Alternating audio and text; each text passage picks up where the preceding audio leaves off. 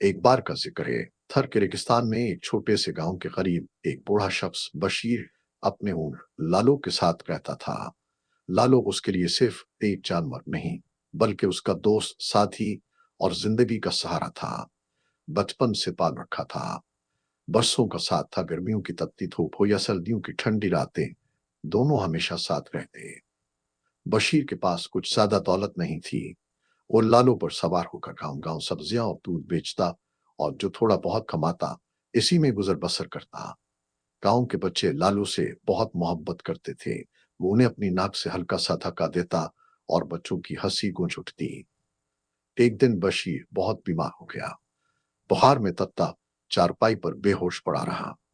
लालो उसके आसपास चक्कर लगाता रहा, कभी उसे सौंधता, कभी जोर से आवाज निकालता, जैसे कह रहा हो, उठो, हमें जाना है, काम करना है। मगर बशीर न उठा।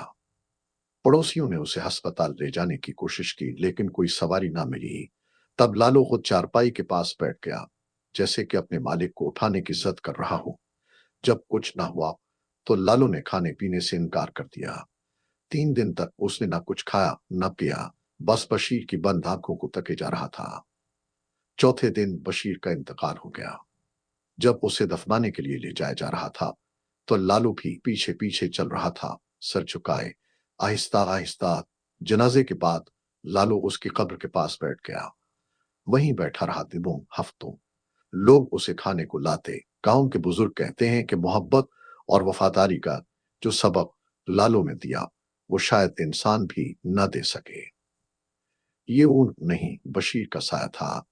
आज भी वो कब्र किनारे लालू की खामोश तस्वीर, रेत में जज्ब आंसू और सच्ची मोहब्बत की कहानी सुना जाती है।